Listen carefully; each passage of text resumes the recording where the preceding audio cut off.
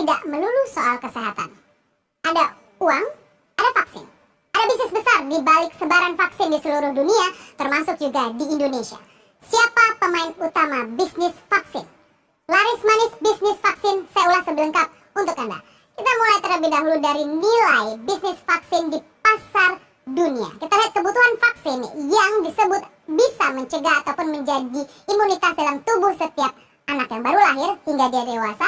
Ternyata angkanya sangat fantastis. Kita lihat pada tahun 2014 berada di level 33,1 miliar dolar Amerika. Jadi besar sekali di seluruh dunia. Apalagi negara-negara dunia ketiga biasanya ini menjadi yang memiliki populasi besar, biasanya akan menjadi salah satu pasar yang sangat gurih untuk bisnis vaksin. Namun kita lihat pada tahun 2016 ini ternyata mengalami penurunan. Kita lihat di 24 miliar dolar Amerika. Ini adalah data yang kita peroleh dari Litbang CNN Indonesia. Lalu selanjutnya proyeksi pada tahun 2019 meningkat sangat signifikan. Kita lihat lebih dari 2 kali lipat menjadi 57,9 miliar dolar Amerika. Duit semua ini, vaksin semua yang dibutuhkan oleh masyarakat. Semakin kita butuh maka ada celah potensi uang di sana. Lalu selanjutnya kita lihat setelah kita membahas mengenai pasar global, kita ingin tahu siapa sebenarnya pemain utama, perusahaan-perusahaan mana yang pasti mendulang keuntungan revenue besar di balik vaksin tersebut. Kita lihat terlebih dahulu yang paling pertama, saya lihat dulu dari pie chart tersebut, GSK.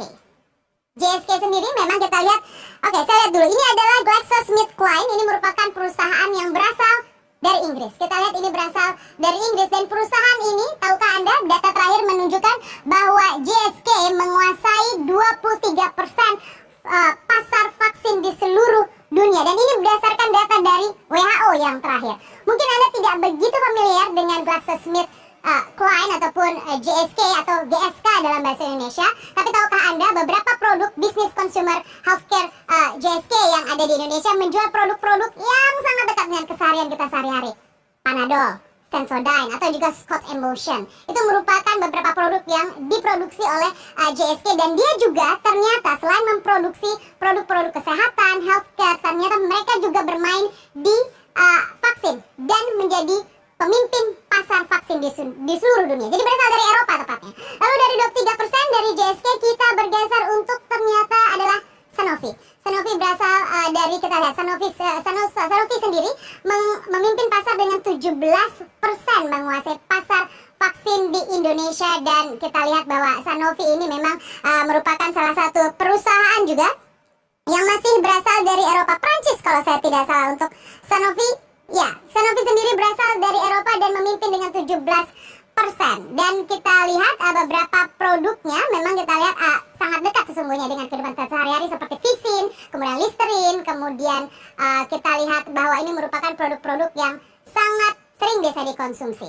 Lalu kita ke posisi ketiga adalah Pfizer, baru pasar ataupun pemain dari Amerika Serikat. Kita masuk dengan Pfizer. Pfizer sendiri berasal dari Amerika Serikat dan memang untuk Pfizer yang menguasai sekitar 13%. Produk-produknya Pfizer tidak hanya ada di Amerika Serikat karena memang markas bisnis mereka ada di sana, namun mereka juga ada di Indonesia. Dan beberapa produk yang saya sebutkan mungkin juga Anda sangat kenal. Ada Benadryl misalnya, Combandrin, kemudian tetes mata Vicin. Itu merupakan produk-produk yang diproduksi oleh Pfizer. Jadi bukan Sanofi tadi ya, jadi diproduksi oleh Pfizer. Ternyata Pfizer juga bermain di pasar vaksin dan menjadi salah satu juga pemimpin ataupun juga penguasa pasar vaksin global. Lalu selanjutnya kita lihat ada di 12% yaitu Merck. Merck sendiri memang merupakan salah satu produk ataupun juga produsen untuk vaksin yang ada di seluruh dunia dengan 12% tadi yang berasal dari Amerika Serikat. Jadi masih Amerika Serikat. Lalu kita lihat 10% adalah Novartis. Novartis sendiri berasal dari kita lihat ini adalah berasal dari Selandia Baru, Switzerland, dan kita lihat menguasai sekitar 10%. Lalu lain-lain ada 21,4%. Ada Sanofi Pasteur juga yang merupakan afiliasi dari Sanofi tadi. Jadi sama saja dan intinya adalah pasar Eropa, pasar Amerika Serikat. Intinya negara maju adalah pemain utama untuk vaksin di seluruh dunia. Kemana menjualnya? Ke negara-negara berkembang, termasuk Indonesia. Namun memang beberapa waktu mendatang proyeksi dari WHO untuk pasar-pasar seperti India dan Tiongkok akan akan mencoba bermain juga sebagai produsen dari vaksin di seluruh dunia, menjadi bagian dari Asia atau benua Asia yang akan bermain di sana. Lalu setelah siapa pemain besar di dunia kita ke dalam negeri, siapa sesungguhnya satu-satunya produsen vaksin di Indonesia? Merupakan badan usaha milik negara. Kita lihat adalah Bio Farma yang sahamnya memang dimiliki sepenuhnya oleh pemerintah. Bio Farma adalah satu-satunya produsen vaksin bagi manusia di Indonesia dan terbesar di Asia Tenggara yang selama ini telah mendedikasikan dirinya dalam rangka memproduksi vaksin dan juga antisera berkualitas internasional. Kita lihat bagaimana penjualan dari Bio Farma. Kita lihat pada tahun 2011 1,32 triliun rupiah, kemudian mengalami sedikit kenaikan, tidak terlalu tinggi menjadi 1,43 triliun rupiah, naik signifikan pada tahun 2013 menjadi 1,84 triliun rupiah, semakin menanjak tahun 2014 hingga tahun 2015 menjadi 2,34 triliun rupiah. Jadi angkanya adalah triliun rupiah untuk dalam negeri, bahwa memang segi ekonomi tidak pernah bisa lepas dari setiap sisi kehidupan manusia, politik hingga kesehatan. Pasti ujung-ujungnya duit, ujung-ujungnya uang. Begitu juga dengan vaksin.